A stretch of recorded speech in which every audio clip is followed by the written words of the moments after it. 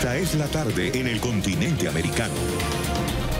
Cuando anochece en Europa y amanece en Asia, así cae la tarde en el continente americano y transcurre la noche y el amanecer en el resto del mundo.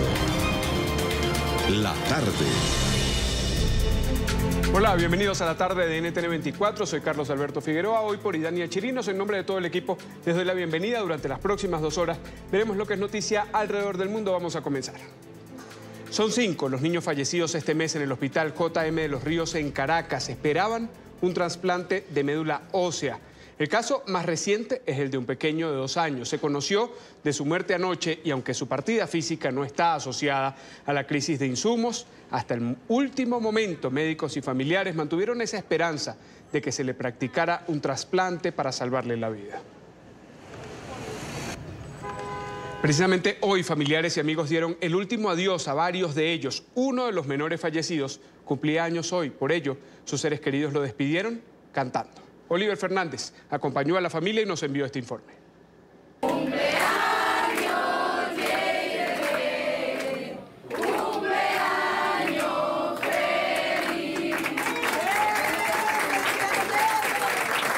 Este 28 de mayo, Yeider Berrequena cumpliría 9 años de edad, misma fecha en la que se le dio cristiana sepultura. Por tratarse de un niño, no faltaron los juguetes y los globos. ¿Sabe cuánto es anhelado que mi hijo estuviera aquí para que fuera feliz? En ver todo el sacrificio que se hizo para que él pudiera cantar su cumpleaños con su familia. Wow, esto me duele mucho. No quiero llorar porque sé que tengo que tener fuerza. Porque él me demostró ser fuerte y usted lo sabe, ¿verdad que sí? Estuvo 3 años esperando un trasplante de médula que nunca llegó. Sin embargo, su madre atribuye la muerte a un cuadro infeccioso provocado por las precarias condiciones del hospital. Ella asegura que despidió a un guerrero, a un rey, a un ángel. Espero que le demos a mi hijo la mejor despedida.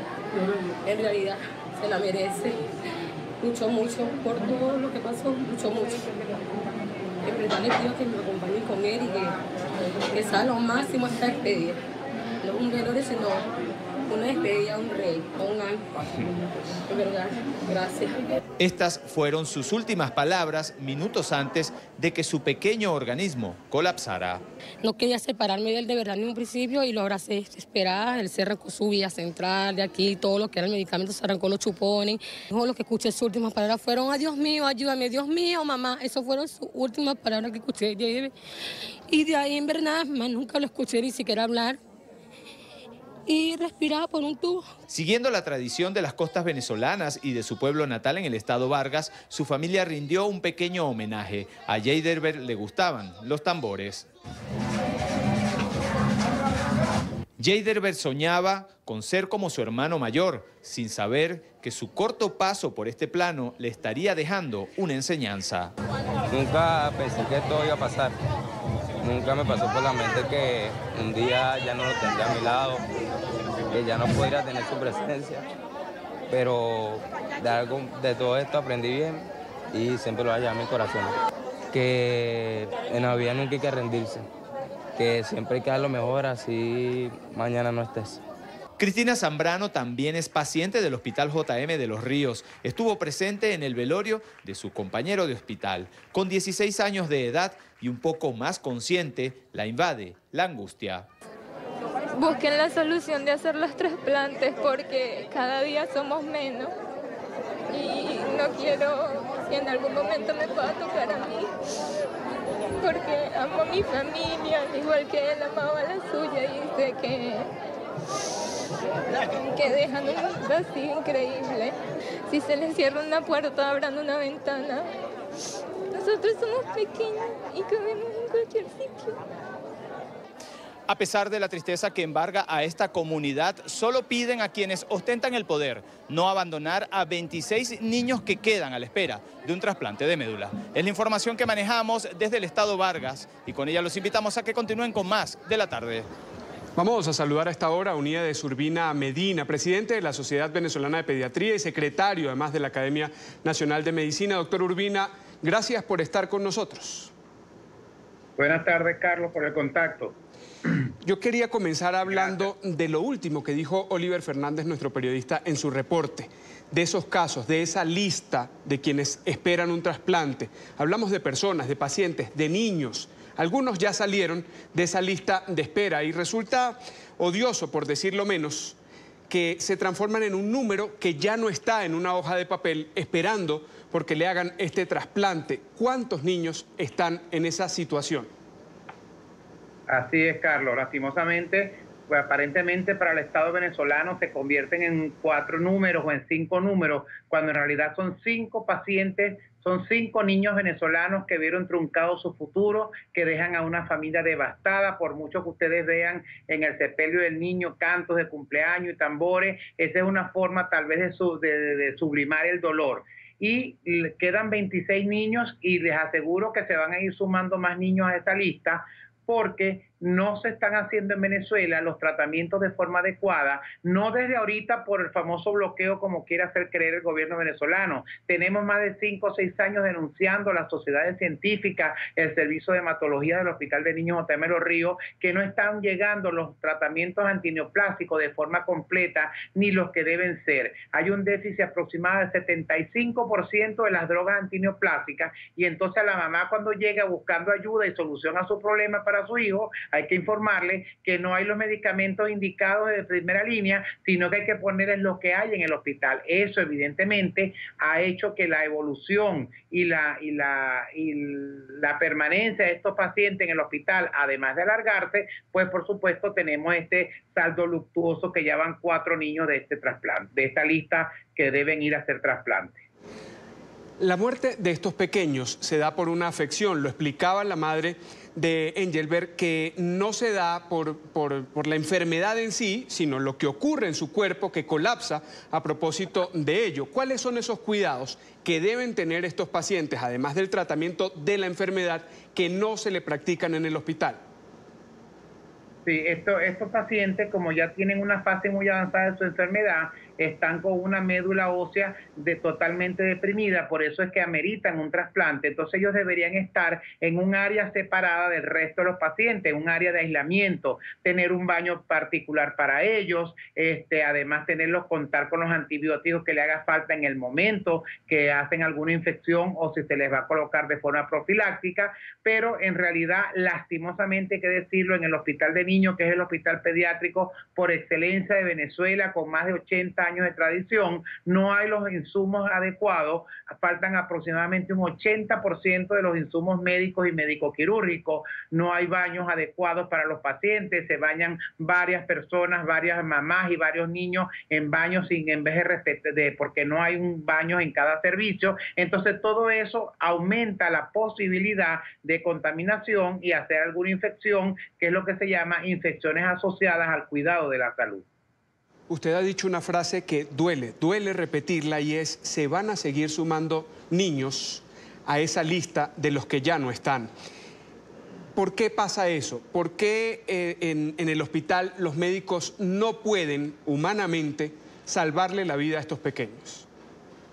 Porque no tenemos las condiciones adecuadas en este principal centro pediátrico en Venezuela, no solo en Caracas. Nosotros somos referencia para los 22 estados del país, porque no tenemos una infraestructura adecuada, porque no se han hecho las reparaciones en el tiempo adecuado, ni con las condiciones que marca la norma nacional de hospitales. No hay, como les decía, hay un déficit de 80% de medicamentos, y específicamente en los quimioterápicos hay un 75% de déficit. Hay falta de insumos médico-quirúrgicos, lo que significa catéteres, gasas, todo lo que le hace falta a un paciente. Incluso, Carlos, con mucha vergüenza hay que decirlo, en el Hospital de Niños, como en casi todos los hospitales de Venezuela, no hay una dieta específica que ameritan nuestros pacientes. Hay comida, tubérculos, papa, arroz, pero proteínas prácticamente no se les da, porque el gobierno venezolano, los directores de hospitales, aducen que no tienen dinero para comprar la comida. Entonces, inclusive, hasta desnutrición intrahospitalaria estamos viendo, porque no se les puede dar una dieta adecuada a nuestros pacientes. Esto da mucha vergüenza decirlo, pero es la realidad que está pasando puertas adentro en el principal centro pediátrico del país, y así como en casi todos los hospitales dependientes del Ministerio Popular para la Salud. JM de los Ríos, que incluso fue referencia no solo para los 22 estados del país, además de Caracas. Estamos hablando de que era referencia para toda la región, para América Latina, en los años en los que prestaban un servicio óptimo. Y ahora, a lo que usted hace referencia de la alimentación, escuchábamos el testimonio esta semana también de una de las madres, no solo el testimonio, lo mostraba. Mostraba un envase en el que le llevaron la comida a su hijo y era solo una arepa, sin ningún acompañante, una pasta sin ningún tipo de acompañante para el almuerzo. Incluso decía, la cena a veces no llega. ¿Cómo, si usted puede describirnos cómo pasan los días de hospitalización estos pequeños que están allí en espera de ese milagro de tener un trasplante de órgano? Sí, terrible, con mucha angustia, porque cuando se van reportando los fallecimientos, la familia que tiene a su paciente vivo en un hospital, por supuesto se asusta y en cualquier momento sienten que la espada de Damocles va a caer sobre la cabeza de sus hijos. Entonces es una cosa terrible. Además es un hospital que, si bien es un hospital de niños, que debería ser un hospital para niños, no hay un parque donde ellos pueden hacer tener un rato de recreación. Por lo menos tenemos una escuela intrahospitalaria que las maestras pueden subir y mantener la escolaridad. No hay televisión porque el flujo eléctrico en Venezuela es muy irregular y no se permite tener televisión en los cuartos de los pacientes para que se distraigan. Entonces es una forma muy triste, porque además pasan meses en el hospital este tipo de pacientes, así como los pacientes nefrópatas, los pacientes con HIV, y entonces es una espera angustiante con unas condiciones que no son las más adecuadas para ningún paciente, pero menos específicamente para estos pacientes de larga estancia en nuestros hospitales. Doctor, ¿qué le dicen a usted como representante de la Sociedad Venezolana de Pediatría, los médicos? ¿Cuál es la situación que ellos viven en el momento en el que se sienten frustrados por no poder prestar un servicio adecuado? Claro, mucha frustración, se presenta lo que se llama el síndrome de burnout, el síndrome del quemado, porque por mucho que tú intentes hacer, al no tener los insumos, al no tener los equipos, al no tener pabellones disponibles para hacer las intervenciones. Otra cosa, en el hospital de niños no tenemos tomógrafo, pero hace 5 o 6 años que se dañó, nunca lo repararon. Un resonador magnético que tiene como 6 o 7 años dañado. El sistema de biolaboratorios para hacer las hematometrías y todos los exámenes prácticamente está infuncional. Entonces, todos estos estudios que se recomiendan o se indican en los pacientes, la mayoría tienen que hacerse fuera del hospital, básicamente en clínicas privadas. Entonces hay que hacer un estudio social, que la clínica privada nos haga el favor de disminuir los costos o muchas veces exonerarlos, pero eso va tomando tiempo hasta que se logra tener todo alineado para transportar al paciente. No hay ambulancia en el hospital de niños, entonces todo eso retrasa el diagnóstico, retrasa el tratamiento, y eso por supuesto influye en el ánimo del personal de salud, tanto médicos como enfermeras, que somos quienes estamos más en contacto con los pacientes, y eso se estimula, eso hace que el personal vaya a trabajar con desagrado a pesar de las condiciones, y por supuesto con unos sueldos que apenas escasamente llegan a $17 al mes, lo que gana un médico aquí en Venezuela. Usted dice, esto toma tiempo, pero tiempo es lo que no tienen estos pequeños que están esperando ese milagro para vivir.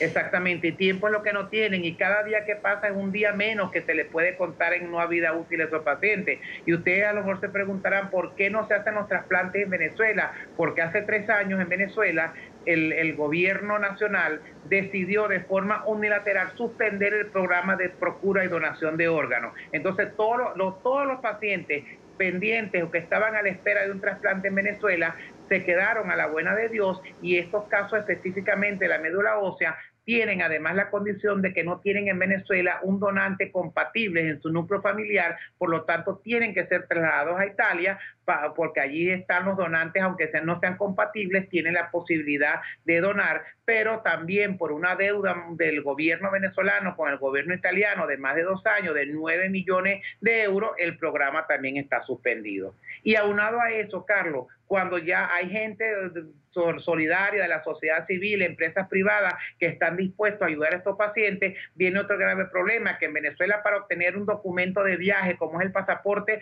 puedes pasar meses tratando de introducir tus datos en una página de internet que prácticamente no funciona. Entonces la mayoría de estos niños, estas niñas y los mamás no tienen un pasaporte cuando debería ser por medida humanitaria el Sistema Nacional de Pasaporte Venezolano otorgarle los pasaportes express para cuando se presente el momento de viajar a Italia. Pero eso quiere decir que si se tiene que hacer en el extranjero, no hay una posibilidad, es decir, estos 26 que están esperando en esa lista por un trasplante de médula ósea, ¿no van a tener la posibilidad de un trasplante estando en Venezuela?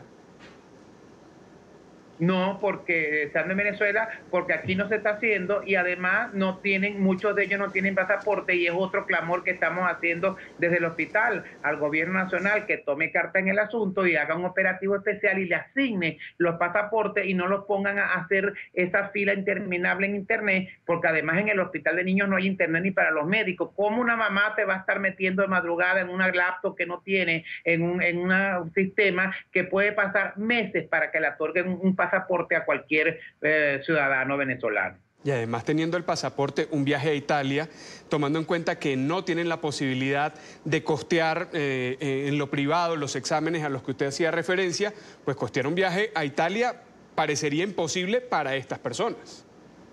Así mismo es, tal cual. Ahora, antes de despedirlo, quería consultarle algo. Mucha angustia en la familia. Sí. Perdón, dígame. Consultarle sobre la ayuda humanitaria. Ingresaron 24 toneladas de ayuda humanitaria a Venezuela. Se prometió con la Cruz Roja Internacional que estos insumos médicos y medicinas iban a llegar hasta los pacientes. Recientemente se vio la llegada anunciada por el régimen de Nicolás Maduro de otro lote de asistencia más. ¿Eso se ha visto en los hospitales públicos en Venezuela? No, realmente no. Eso ha sido solamente la foto para la prensa internacional, pero particularmente al Hospital de Niños J.M. Los Ríos no ha llegado nada, siendo un hospital de referencia. La gente de la Cruz Roja, viendo la cantidad de críticas que se le ha hecho a la forma como supuestamente están entregando una ayuda que no se sabe de dónde viene, ni qué llegó, ni cuánto ni llegó, ni a quién se está beneficiando, nos hicieron una reunión, entonces dijeron que ellos tuvieron que ceder a las presiones del gobierno del señor Maduro, porque entonces tuvieron que derivar la ayuda a los hospitales que el gobierno impuso, y ya ahí están faltando a la norma internacional de ayuda humanitaria. La ayuda humanitaria no puede estar sujeta a los caprichos del país que recibe, y además tiene que ser transparente. La población tiene que saber qué, cómo, cuándo y dónde se está entregando esa ayuda humanitaria, y no hemos visto realmente una entrega efectiva y eficiente de esa supuesta ayuda humanitaria. Es decir, para el régimen de Nicolás Maduro, los niños, particularmente los que están hospitalizados en el JM Los Ríos, no son prioridad.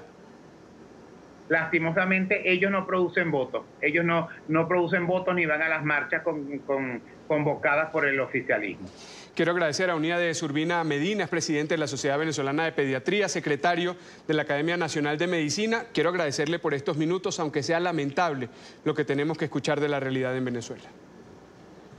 Muchísimas gracias por el contacto y por permitir que se sepa lo que está sucediendo allende las fronteras venezolanas. Y estaremos siempre para ello. Gracias, doctor. Hacia Japón, donde un ataque con cuchillo ha estremecido a la población. Un hombre arremetió contra un grupo de estudiantes de primaria en una escuela de Kawasaki, al sur de Tokio. Las pequeñas esperaban el autobús escolar cuando el sujeto las sorprendió. Una de las alumnas de una escuela católica y un representante que las estaba acompañando fallecieron producto de las heridas. El atacante finalmente se suicidó. Todo ocurrió en el horario de entrada al colegio. Estudiantes de una escuela católica privada en la ciudad de Kawasaki, al sur de Tokio, abordaban el autobús para ir a clases cuando fueron atacadas. Una niña de 12 años y un hombre de 39 murieron después de ser heridos por un hombre con un cuchillo. Otras 18 más resultaron heridas. Las estudiantes tenían entre 6 y 12 años. El conductor del autobús dijo a la policía que vio a un hombre acercarse a la parada y comenzar a atacar a las personas con 2 armas blancas, una en cada mano. Según el departamento de bomberos, la primera llamada de emergencia llegó antes de las 8 de la mañana. Algunos testigos describieron la desesperante escena. Vi a niños gritando y llorando. Otros niños y personas en la escena parecían demasiado sorprendidos para hacer algo. No sabía qué podía hacer por ellos. El hecho fue repudiado por las autoridades japonesas que ordenaron de inmediato iniciar una investigación. El presidente de Estados Unidos, que estaba aún de visita oficial en territorio japonés, envió un mensaje a los familiares de las víctimas. En nombre de la primera dama y del mío propio, quiero tomarme un momento para enviar nuestras condolencias a las víctimas del ataque de esta mañana en Tokio. Todos los estadounidenses apoyan al pueblo de Japón y lloran por las víctimas y sus familias. El supuesto atacante, descrito por la prensa local como un hombre alto de aproximadamente 50 años de edad, también murió producto de las heridas que se autoinfligió. Hasta el momento se desconocen los motivos que llevaron al sujeto a perpetrar el ataque. Como homenaje, vecinos realizan vigilias y llevan flores al lugar. Es noticia a Brasil, donde las autoridades encontraron al menos 42 presos muertos en 4 cárceles de Manaus, capital del estado de Amazonas, en el norte del país. Estas víctimas fatales se suman a los 15 internos hallados sin vida el domingo en otro centro penitenciario de la ciudad, luego de una pelea. El hallazgo se produjo durante una inspección de las fuerzas de seguridad en los centros penitenciarios tras las riñas de las últimas 48 horas. Los fallecidos presentaban indicios de haber muerto por asfixia. A la decisión de la Sala Plena del Consejo de Estado de Colombia, que mantuvo la investidura como congresista del ex guerrillero alias Jesús Santrich. Los magistrados consideraron que Santrich no se ha posesionado como representante a la Cámara por estar detenido y por tal razón es una situación de fuerza mayor. La lectura literal de esa disposición nos daría a entender que definitivamente tiene la investidura de congresista. En lo personal considero que es, si se quiere ser preciso, es congresista electo. Está con nosotros Jairo Libreros, analista permanente de NTN 24. Jairo, buena tarde, bienvenido. Muy buenas tardes. Un gusto que estés con nosotros y vamos a comenzar con el caso de Jesús Santrich. Se da esta decisión en segunda instancia, sí. Se mantiene la curul reservada para Santrich porque no se ha podido posesionar por algo ajeno a su voluntad, por estar detenido. ¿Esto qué representa en cuanto a los beneficios que tiene un congresista en Colombia? Representa muchas cosas interesantes, pero hay que hacer una salvedad. No podemos olvidar que la expectativa de la curul obedece no a unas elecciones como habitualmente se hacen cada 4 años. Quiero decir que él no se presenta a una contienda política en donde el número de votos, el umbral y otro tipo de situaciones jurídicas son los que permiten consolidar esa expectativa y materializar la condición de congresista. Hay que tener en cuenta que esta expectativa de ser congresista viene precisamente del acuerdo de paz firmado en el 2016 en el Teatro Colón. Desde ese punto de vista, aquí hay un cambio con el régimen habitual de los congresistas. Y en segundo lugar, porque no hay razones imputables directamente a él, no querer asistir o cualquier otro tipo de actividades, sino la intervención de la justicia bajo ese marco especial de asignación de una curul por cuenta del proceso de paz, él mantiene la expectativa de llegar a ser congresista hasta tanto la justicia no tome una decisión definitiva. Si en algún momento se abre el espacio y él logra ir al Congreso a posesionarse, no tiene otro camino diferente. La Cámara de Representantes de Colombia de hacer la posesión y el tema se enredaría por completo, porque ya no sería la JEP la competente, tampoco sería la justicia ordinaria y el tema pasaría a la Corte Suprema de Justicia. ¿Qué quiero decir? Si el tema está enredado hoy por cuenta de lo que acabamos de conversar, si se llega a posesionar, el asunto creo que va a tener consideraciones mucho más delicadas en el plano jurídico. Pero para posesionarse tendría que salir. Y tendría que salir. Lo que vimos después de la decisión de la JEP de ordenar su libertad, inmediatamente la Fiscalía lo detiene, pasa a la justicia ordinaria. ¿Podría él tener esa posibilidad de salir e ir al Congreso? Yo creo que tiene la oportunidad por 2 motivos. Si uno mira el recurso de reposición interpuesto en primera instancia por la Procuraduría, que creo que es un recurso serio, quizás algunas personas, y me incluyo, no compartimos filosóficamente la exposición jurídica de la Procuraduría, ellos en términos generales dicen 2 cosas. En primer lugar, no hubo un cumplimiento exacto del habeas corpus. Hay que tener en cuenta que él logra recobrar su libertad no solamente por cuenta de la sentencia de la JEP, sino por la interposición de un recurso de habeas corpus que decía que tenía que ser puesto en libertad de manera inmediata. La jurisprudencia constitucional y la jurisprudencia de la Corte Suprema es clara. tiene que tener absoluta condición y conducción de sus propios actos para que esa libertad sea clara. Ese tema es cuestionable. Todos lo vimos, aquí lo analizamos contigo, cómo él salía en silla de ruedas acompañado de un séquito de guardias del IMPEC y con un segundo cerco de la Policía Nacional, e inmediatamente llegan las personas del CTI. Que él tuviera voluntad absoluta para decidir sobre su libertad, yo creo que es cuestionable. Y en segundo lugar, hay un recurso. En estos momentos, la Corte Suprema de Justicia va a determinar quién es realmente el competente. No vaya a ser que por cuenta de esta sentencia del Consejo de Estado diga que sí tiene fuero. Y si tiene fuero, va a quedar unos días libres, mientras que la Corte Suprema asume la investigación. ¿Y cómo queda en medio de todo esto la intención de extraditarlo a Estados Unidos, que fue la piedra de tranca cuando se dio la decisión de la JEP? Yo creo que ese tema de la extradición no está embolatado, está en un segundo plano. Siendo uno analista, quizás por la información que logramos recopilar en las últimas semanas, muy seguramente Estados Unidos, dicen algunas fuentes especializadas, está esperando la decisión de segunda instancia de la JEP, porque la decisión de no extraditarlo fue apelada ante unos jueces de mayor categoría, pero dentro de la misma Jurisdicción Especial para la Paz. Algunos analistas consideran que Estados Unidos está esperando la decisión. Si la decisión de la JEP en segunda instancia consiste en confirmar la garantía de no extradición, es decir, que no va a ser puesto a disposición de las autoridades norteamericanas, el camino que le queda a los Estados Unidos, particularmente al Departamento de Justicia, consiste simple y llanamente en aportar una prueba donde quede claro que la comisión de ese delito ocurrió después del 1 de diciembre de 2016. Ellos tienen evidencias, sería romper de pronto el procedimiento, pero si Estados Unidos considera que esa persona debe ser juzgada dentro de los términos de la jurisdicción norteamericana, tiene que aportar una prueba. De lo contrario, va a ser imposible. Eso es en lo jurídico, pero en lo político, ¿podría Estados Unidos de alguna manera presionar al gobierno y a las instituciones colombianas para lograrlo? Está presionando. El tema de las visas es un ejemplo. El tema de las reuniones que ha adelantado es otro ejemplo. Los discursos de los miembros de la Casa Blanca también es un mecanismo de presión. Es más, hay una espada de Damocles muy sensible que pesa sobre Casa de Damocles, sobre Casa Nariño, perdón, y está relacionada con la posibilidad, mejor, la probabilidad de ser desertificado en el mes de septiembre en temas relacionados con la lucha contra las drogas ilícitas. Esa presión es muy fuerte, se perdería asistencia técnica, dineros de cooperación internacional y un apoyo muy importante. Además, la situación del país se narcotizó otra vez y creo que sería difícil maniobrar ese tema para el presidente Iván Duque. Como difícil también es la situación, al parecer, a lo interno del partido FARC. Se habla de divisiones, pero el jefe de esta organización política, Rodrigo Londoño, conocido como Timochenko, ha asegurado que no existe esa fractura a lo interno. Esto luego de su distanciamiento con alias Iván Márquez.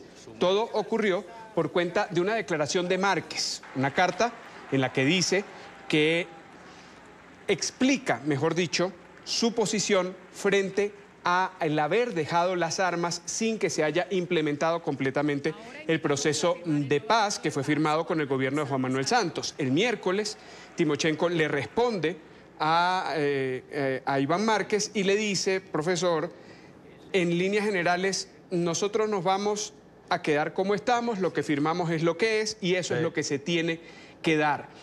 Ha dicho también: me he reunido con los dirigentes del partido y todos están de acuerdo con que este es el camino, pero les dice, el que no esté de acuerdo se puede ir. ¿Creen que hay división ahí adentro? Hay una fractura evidente y es una fractura que en términos de la realidad política yo creo que es beneficiosa para el país y especialmente para la FARC como grupo partido. Hay que tener en cuenta que la FARC en estos momentos tiene dos alas claramente identificadas. Una ala que está de acuerdo con las formas en las cuales se pactó el acuerdo de paz, es una ala que es mucho más moderada, es una ala que hace una renuncia y confirma su disposición a dejar el pasado y a entrar directamente en la vida civil y en la vida política. Y hay otra ala radical, fundamentalista, terrorista muy peligrosa, encabezada por ese personaje Iván Márquez, que no podemos olvidar en Colombia y mucho menos en América Latina y en la comunidad internacional, que es uno de los cabecillas más peligrosos que en su momento tuvo esta agrupación cuando se vivieron los momentos más críticos de un conflicto de más de 50 años.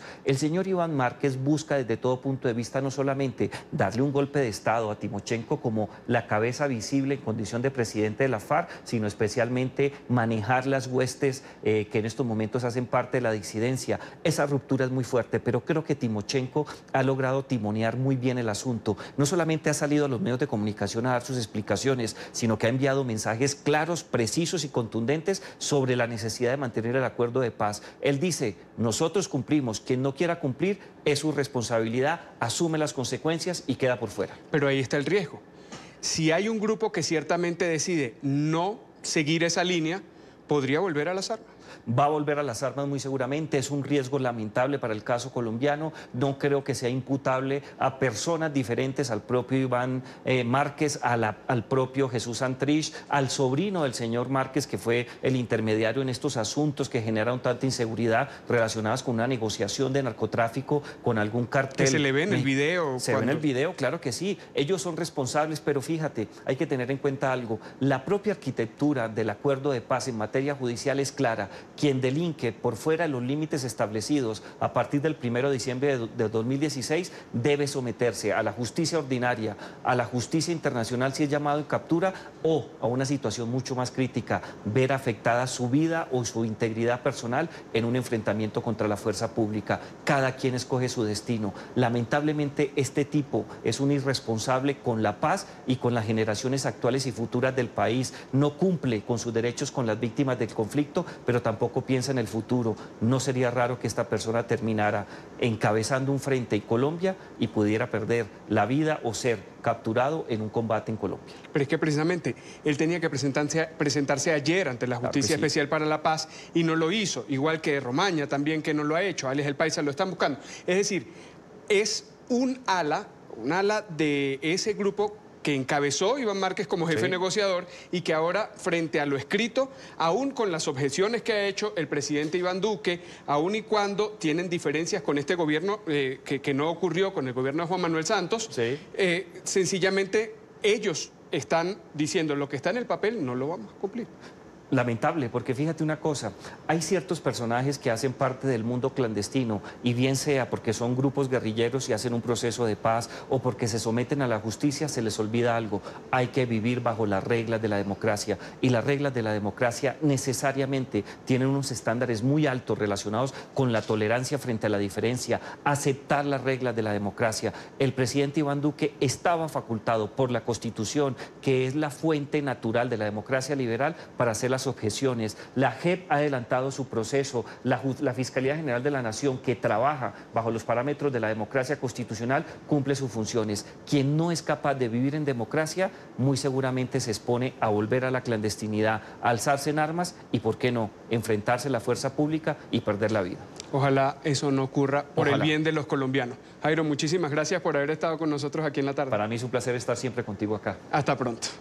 Gracias por seguir con nosotros aquí en la tarde. El presidente de Estados Unidos, Donald Trump, de regreso a Washington luego de su visita de Estado a Japón.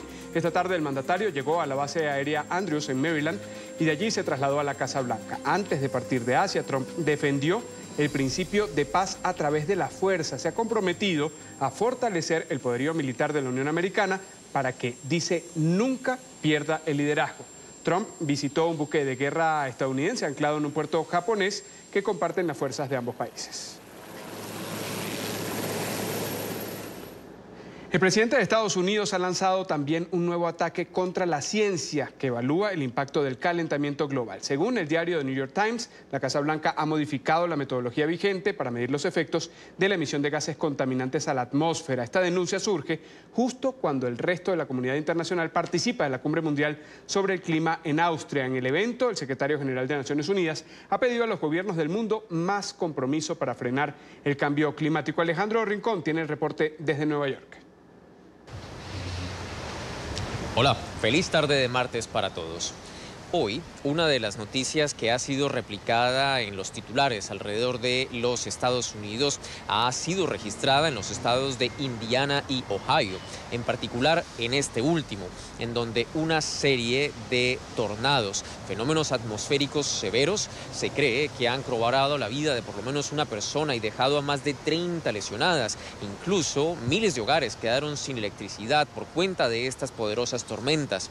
También en las últimas horas en Chicago se ha registrado una poderosa granizada con bolas de hielo que se cree llegaron a ser tan grandes como pelotas de golf. Estos fenómenos atmosféricos severos, de acuerdo con la ciencia del clima vigente, son propiciados o se ven fortalecidos por cuenta del cambio climático que está en desarrollo ahora mismo a nivel global. Es esta noticia la que les permite a ustedes tener un contexto adicional de la gravedad de la denuncia hecha hoy por el diario The New York Times. Cree este rotativo que en la punta de lanza del nuevo ataque de la administración Trump contra la ciencia del clima se encuentra Scott Riley, el actual director del Servicio Geológico de la Unión Americana, quien habría ordenado a partir de ahora los exámenes o evaluaciones del gobierno de los Estados Unidos sobre el impacto de la emisión de gases contaminantes a la atmósfera sean creados con base en modelos que van solo hasta el año 2040.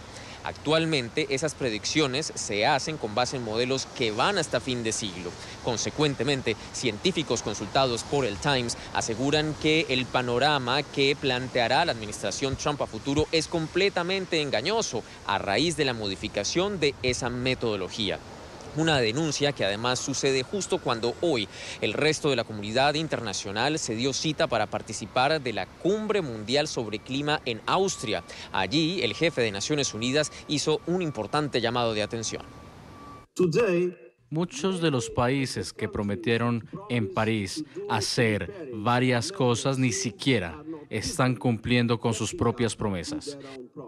Le pido a todos los inversionistas que dejen de financiar la polución, que aumenten las iniciativas verdes y ofrezcan soluciones a proyectos bajos en carbono. Es esencial que el sector privado y los inversionistas se movilicen en apoyo a una agenda climática ambiciosa. El secretario general de la ONU recordó en esas mismas declaraciones algo que les mencionaba al inicio de este reporte. El cambio climático es una realidad y está en marcha ahora mismo. El nivel de los océanos está aumentando, las temperaturas del planeta también. Fenómenos como las inundaciones y las sequías son cada vez más extremos, así como lo son los tornados de los cuales ustedes veían esas poderosas imágenes al inicio de este reporte. Hay que recordar adicionalmente que en medio de este contexto y la realidad, el actual gobierno de los Estados Unidos retiró al país del Acuerdo Global sobre Cambio Climático firmado en París, considerado como la herramienta tal vez más importante con la que la humanidad puede tratar de hacer algo para neutralizar los efectos del calentamiento global de nuestro planeta. Es todo lo que tenemos para ustedes por ahora. Continúen con más en la tarde. Muchísimas gracias, Alejandro. Y en el sur de los Estados Unidos ya comenzó la construcción del primer muro fronterizo privado. A través de un video compartido en redes sociales, seguidores del presidente Donald Trump mostraron la construcción de esta barrera que ha sido financiada con donaciones. Veteranos de guerra de la asociación United Constitutional Patriots están detrás del proyecto que se desarrolla en una zona entre los estados de Texas y Nuevo México frente a Ciudad Juárez en territorio mexicano.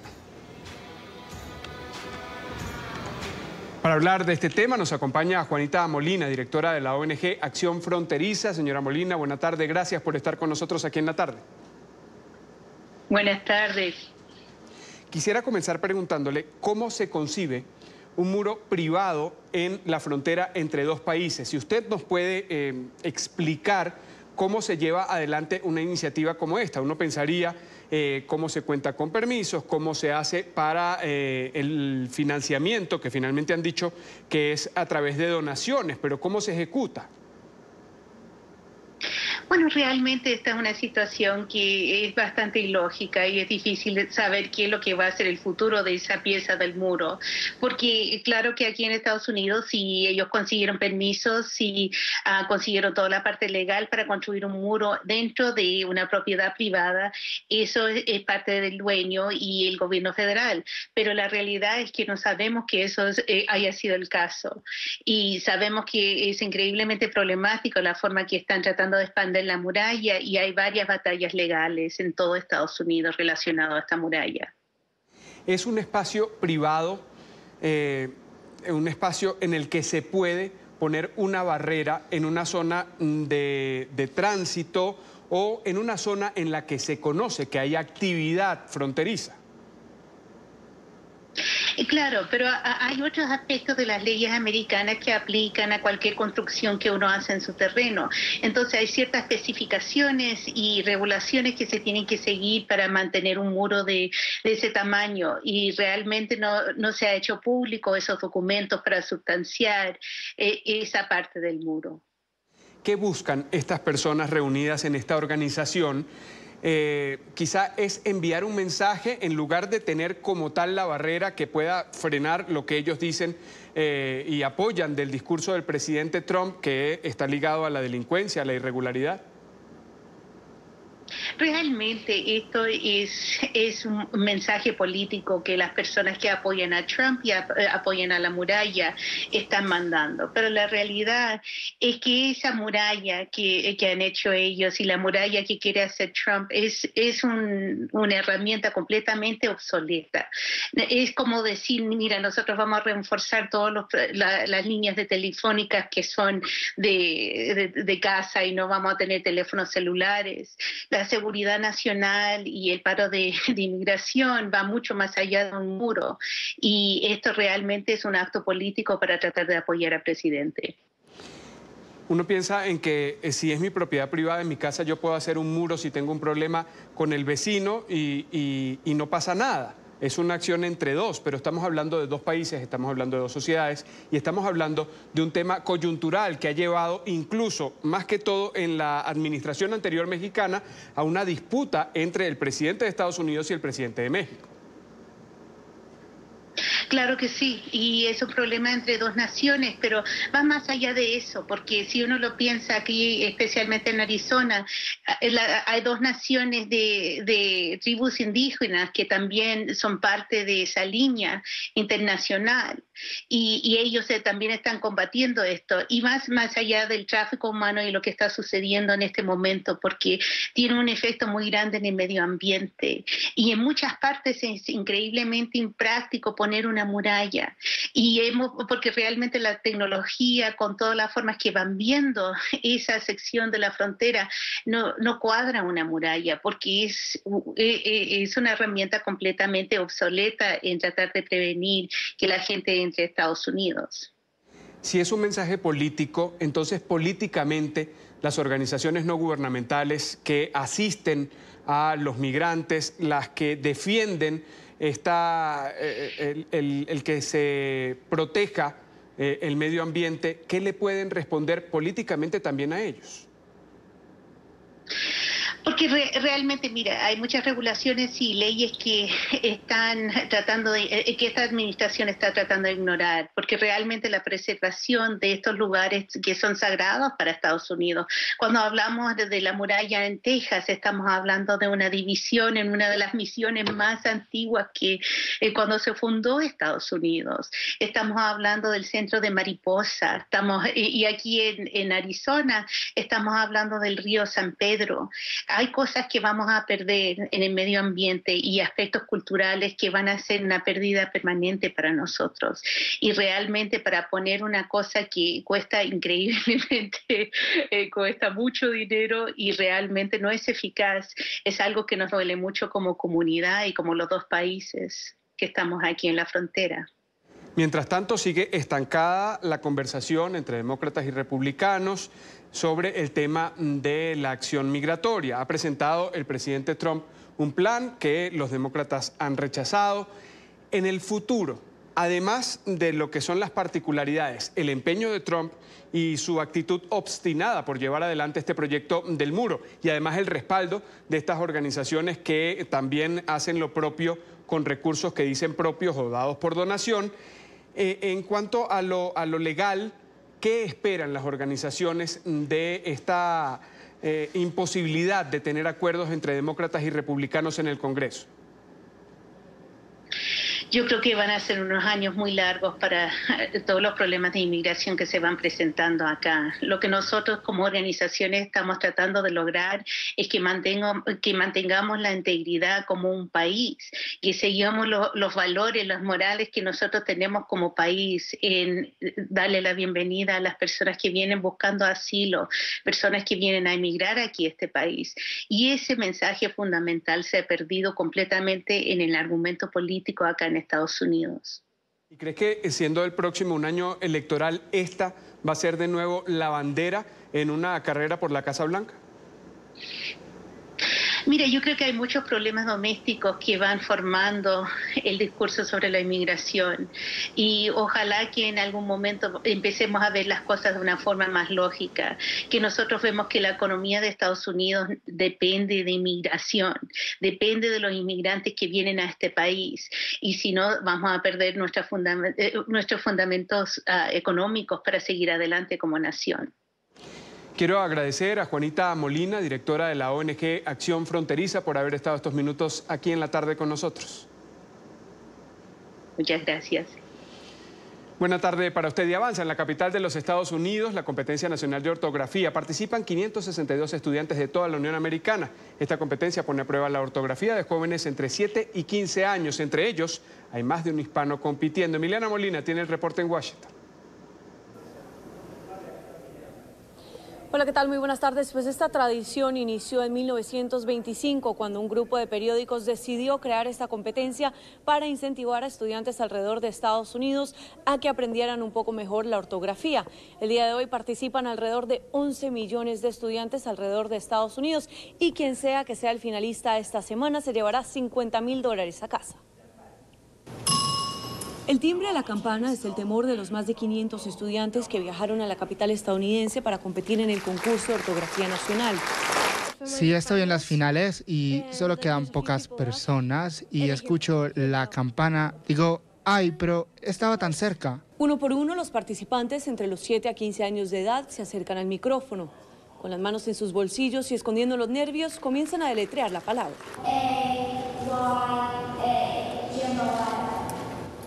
Los niños, entre ellos Diego, esperan con ansias su turno, mientras los padres se convierten en los espectadores más nerviosos. Mucha emoción, orgullo, mucho orgullo. Y no es para menos. El ganador se llevará $50.000 a casa este jueves. También estoy muy orgulloso de él porque este año le tocó un año muy difícil en la escuela con niños que le tienen mucha envidia y le han caído encima. Él está superando todo eso y eso me anima mucho a verlo con éxito y haciendo bien. En medio de la emoción, Hernán no puede contenerse al intentar describir el orgullo que siente como padre cuando ve a Diego acercarse a ese micrófono. Hablando de mi familia siempre me llega el corazón. Pero su abuela falleció hace tiempo y ella era maestra y directora de escuela en Colombia. Tremendo orgullo tiene en el cielo ahora. La tradición inició hace 90 años y participan unos 11 millones de estudiantes anualmente.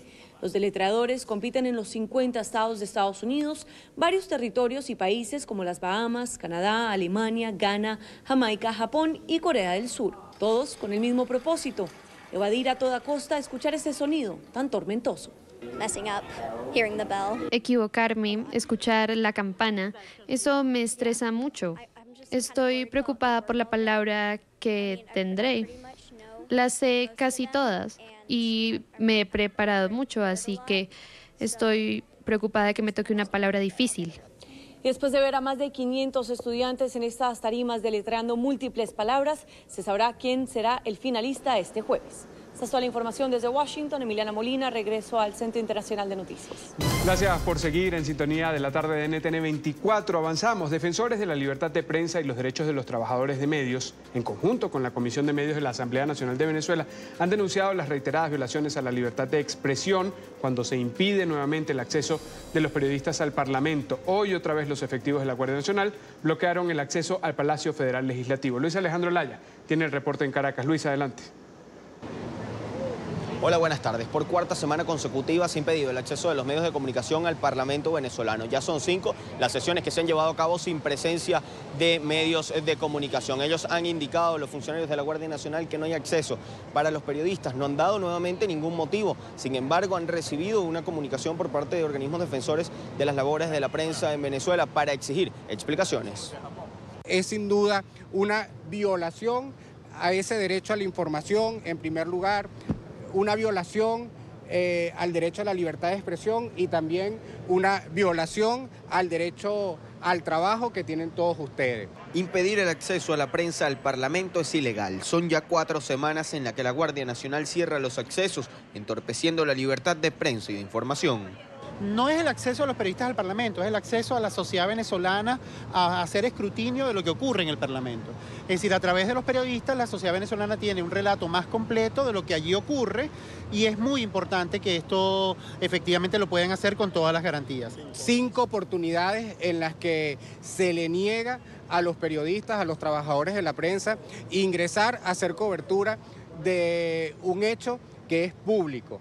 Incluso por el mismo reglamento de la Asamblea Nacional, las sesiones son de carácter público. Pero la actuación de los funcionarios militares no solo afectó a los periodistas, sino también a los diputados, a quienes les colocaron trabas para ingresar al hemiciclo. Hoy vimos cómo perdieron al diputado Juan Pablo Guanipa, cómo tuvimos que batallar para poder entrar a Palacio, o cómo al diputado Arnoldo Benítez no lo dejaron entrar. En el Parlamento se debatió este martes la reincorporación de Venezuela al Tratado Interamericano de Asistencia Recíproca. El presidente encargado Juan Guaidó aseguró que este es uno más de los mecanismos que se están intentando para lograr el cambio en el país. Y vamos a ejercer todas las competencias que tenemos para lograr el objetivo. Y no nos confundimos. De cara a una estrategia que hemos planteado a Venezuela. Son 3 elementos que no voy a volver a repetir porque Venezuela lo sabe hasta el cansancio, porque la comunidad internacional lo acompaña en todo momento. También dentro de la Asamblea Nacional, fracciones opositoras rechazaron las conversaciones en Noruega. Incluso disidentes del PSUV denuncian que el régimen jugará a ganar tiempo. Es que la burla que se ve por parte del gobierno no da confianza en el pueblo. Esa es la realidad. La burla, si fuera con seriedad, con firmeza, pudiéramos creer en un diálogo, porque es la mejor salida antes de una intervención militar. Acá con criminales no se negocia.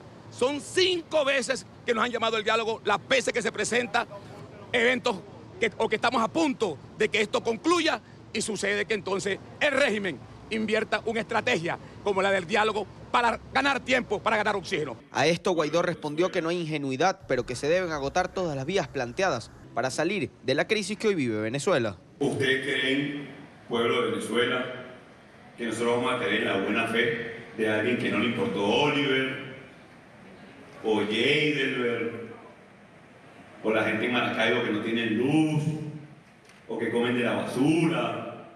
Representantes de distintos organismos defensores de las labores de los periodistas en Venezuela, como el Sindicato Nacional de Trabajadores de la Prensa, el Colegio Nacional de Periodistas y Espacio Público, han señalado que si no reciben respuesta por parte de la Guardia Nacional en los próximos días, realizarán nuevas acciones, varias de ellas ante organismos internacionales. Desde Caracas, Venezuela, para la tarde de NTN 24, Luis Alejandro Laya. Gracias, Luis. Y continúan los contactos en Oslo, Noruega, entre delegados del presidente interino de Venezuela, Juan Guaidó, y representantes del régimen de Nicolás Maduro. Las 2 partes han mantenido total reserva. Se espera que esta nueva ronda de conversaciones finalice mañana. Celia Mendoza, periodista de nuestra cadena aliada La Voz de América, tiene más información desde Oslo. Celia, adelante. Con hermetismo concluye la segunda jornada de negociaciones entre el gobierno del presidente interino Juan Guaidó y los representantes del gobierno en disputa de Nicolás Maduro. Los diálogos que se iniciaron en la capital de Oslo, en el Ministerio de Relaciones Exteriores, se han trasladado a las afueras de esta ciudad. Evidencia de lo importante que es para estos grupos mantener la reserva de lo que se está tratando de lograr en este camino a una solución política en Venezuela.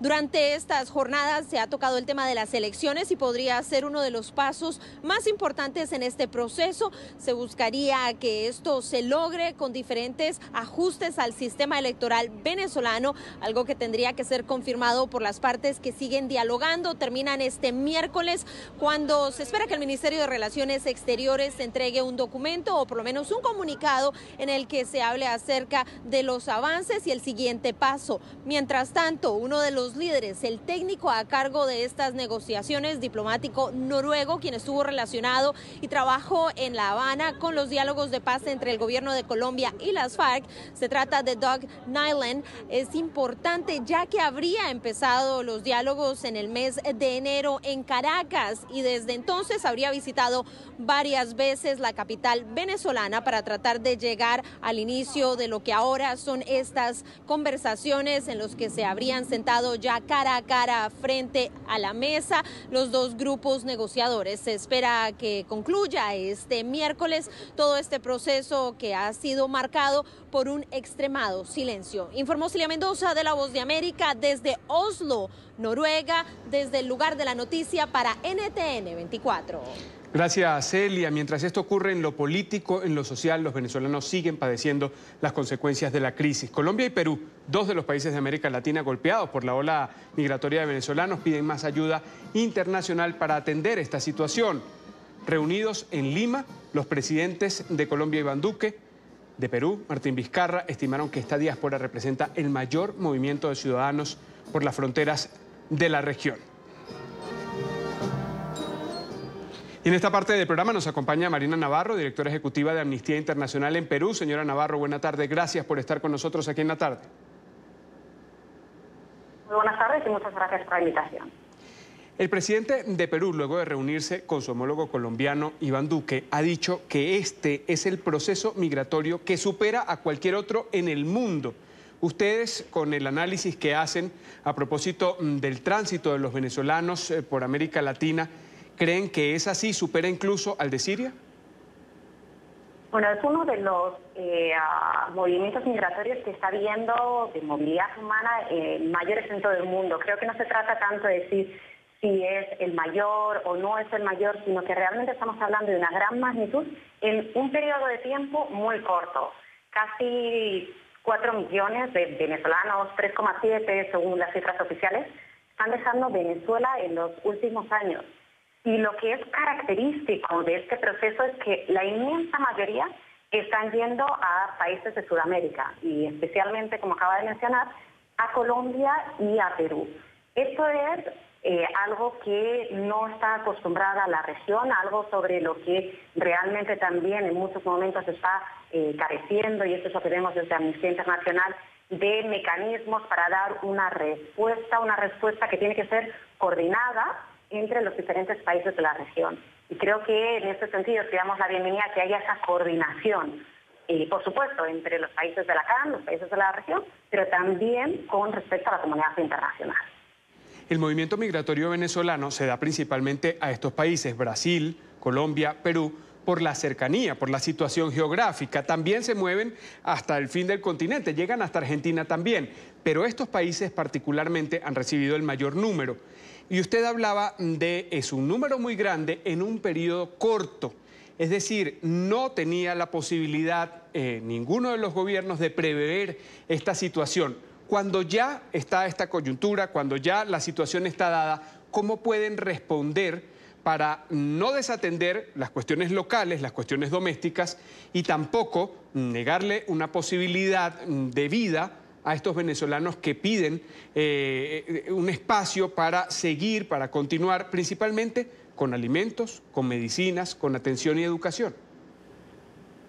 Sí, eso yo creo que ahora mismo es justo la pregunta clave, ¿no? Y lo que se están enfrentando desde los estados.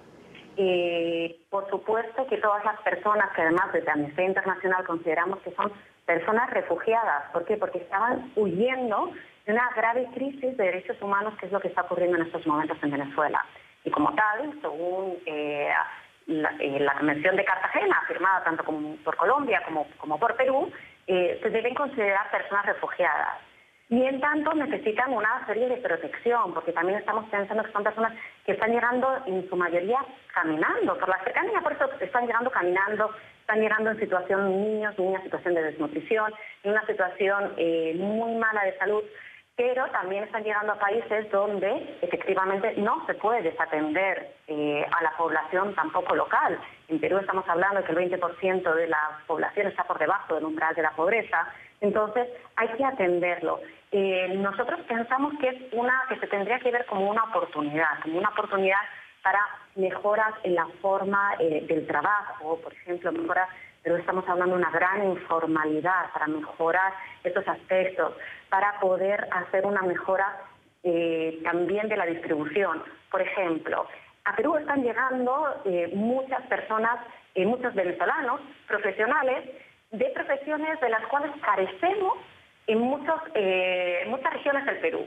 Por ejemplo, en las zonas rurales no hay suficiente personal sanitario, no hay médicos, no hay enfermeras, tampoco hay suficientes docentes, y todos estos profesionales están llegando de Venezuela. Entonces, lo que haría falta por parte del gobierno es una reubicación de tal manera que beneficia tanto a las personas venezolanas que están llegando, que podrían integrarse y tener un trabajo, y a la población también peruana que está necesitando de estos profesionales que en el caso de Perú pues no quieren ir a vivir a las zonas rurales. Esto es algo que sabemos que se está trabajando, pero se podría trabajar pues de una manera más dinámica. También creo que los presidentes han solicitado ayuda humanitaria a nivel internacional. Y al tratarse de una crisis tan grave a nivel de Venezuela y al tratarse de un movimiento migratorio tan amplio, sí que es necesario que no sea asumido solo por los países de la región y que haya ayuda técnica y ayuda económica por parte de la comunidad internacional, no solo para atender a las personas venezolanas que están migrando y que necesitan protección, sino para que haya esa integración y beneficien conjuntamente a las comunidades locales y a las personas refugiadas, porque claro, estamos hablando que se insertan, en el caso de Lima, ¿no? Están llegando muchas personas, por ejemplo, a distritos en el norte, en Caraballo, en otros distritos de la zona de Lima, y se podrían hacer programas de manera conjunta, tanto para venezolanos como para peruanos, que favorezcan ambos y que favorezcan la integración. Porque al final todos estos procesos son beneficiosos también para la población receptora, y así es como los tenemos que ver, ¿no? Como que es algo que si se trabaja bien, que si desde los estados lo trabajan de una manera adecuada, sin lo que muchos otros países estamos viendo, de declaraciones xenófobas o declaraciones que pudieran dar lugar al rechazo, sino todo lo contrario, a la integración, a querer acoger, a que realmente estamos hablando de personas con grandes lazos. Entonces esto es beneficioso. Y algunos temas que vemos, por ejemplo, en el caso de Perú con Venezuela, en Perú en los años 70, 80 hubo mucha migración hacia Venezuela. Lo mismo está ocurriendo en el caso de Colombia, ¿no? Muchos colombianos migraron hacia Venezuela. Ahora está viendo el retorno contrario, con lo cual estamos hablando de países que tienen muchas afinidades y tienen muchos nexos, ¿no? Entonces ahí debería ser más fácil la acogida, debería ser más fácil la integración. Debería serlo. Y usted lo ha dicho, acompañado de una educación, y precisamente cómo se puede implementar, no solo desde el gobierno o desde los gobiernos de estos países, sino desde el punto de vista social, para evitar que cosas como hay profesionales calificados venezolanos que llegan a estos países, llegan a Perú, llegan a Colombia, llegan a Brasil, o incluso más allá a Chile y Argentina, y no se dé en esas sociedades receptoras una actitud xenófoba a propósito de ellos nos están quitando el trabajo, les facilitan un permiso especial de permanencia o una forma de regularizar su situación migratoria y tienen la posibilidad de trabajar. ¿Cómo se puede hacer desde lo social para llevar adelante ese proceso de educación para los ciudadanos, que los venezolanos lo sabemos muy bien, porque Venezuela siempre fue un país receptor de migrantes desde décadas atrás?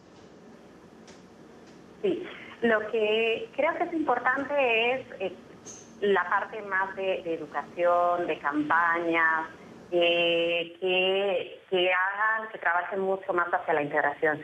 Las historias positivas, nosotros estamos viviendo, y ahí también los medios de comunicación tienen una labor muy importante de dar a conocer esas historias positivas en las cuales está habiendo muchísimas personas venezolanas que sin dudarlo están apoyando, están poniendo todo de su parte. Y yo creo que el dar a conocer todas esas historias positivas de esas personas que de manera totalmente voluntaria apoyan, porque sienten que han recibido, ¿no? O sea, nosotros hemos sacado hace poco unos videos porque entrevistamos a las personas venezolanas que están acá y están muy agradecidas, por lo cual están dispuestas a ofrecer también muchas cosas. El que se conozcan sus historias, que haya realmente esa integración, que pueda haber, que vean cómo realmente están siendo profesionales. Porque el tema de que nos están quitando el trabajo, que se dice en tantas partes del mundo y que es una vez tras otra, realmente muchas veces lo que hacen precisamente es las personas migrantes, y esto no solo lo estamos pensando desde los venezolanos acá, ¿no? Como Amnistía lo hemos visto en el resto del mundo, sí generan nuevos puestos de trabajo, sí generan también recursos para el propio país y a largo plazo generan crecimiento para el país, ¿no? Porque estamos hablando siempre también de muchas personas que suelen ser las que llegan, que están con mucha energía, con muchas ganas de hacer las cosas y hay que verlas positivamente. Y para eso tiene que haber campañas de sensibilización desde los propios colegios también, ¿no? Una vez que en la escuela se integran entre las compañeras, los compañeros, las propias familias. La escuela es un espacio clave para la integración no solo de los niños y las niñas, sino también de las familias, ¿no? Porque al final es en esta comunidad en la que se están integrando. Y ojalá así sea, ojalá el ruido que hacen quienes delinquen y también forman parte de la agenda informativa en los medios de comunicación en esas localidades sean superadas por estas historias positivas. Muchísimas gracias. Marina Navarro, directora ejecutiva de Amnistía Internacional en Perú. Gracias por estar con nosotros. Muchísimas gracias por la invitación. Vamos a hacer una nueva pausa aquí en la tarde, ya volvemos. Mientras tanto, los invito a que se suscriban a nuestro canal en YouTube, NTN24. Allí pueden encontrar todo el contenido multimedia, nuestras entrevistas, reportajes, la señal en vivo. Recuerde conectarse www.youtube.com/NTN24. En Argentina fue presentado un nuevo proyecto para legalizar el aborto. Un grupo de legisladores entregó a la Cámara de Diputados el documento con el que se espera se impulse un proyecto que permita la interrupción voluntaria del embarazo hasta la semana 14 de gestación. La iniciativa, que cuenta con el respaldo del movimiento feminista Campaña por el Aborto Legal, Seguro y Gratuito, fue entregada a los legisladores en el Día Internacional de Acción por la Salud de la Mujer. Esta es la octava ocasión en la que el movimiento, integrado por 300 grupos sociales y creado hace 12 años, impulsa el acto legislativo. En 2018, una iniciativa similar fue aprobada por la Cámara de Diputados, pero rechazada luego en el Senado. Llegamos al final de la tarde, agradeciendo como siempre su atención y compañía. Recuerden seguirnos en nuestras cuentas de Twitter, también en Instagram, @NTN24, mi cuenta @CAFperiodista. Muchísimas gracias por la atención dispensada. Volvemos mañana con más temas de la agenda informativa del día. Hasta entonces.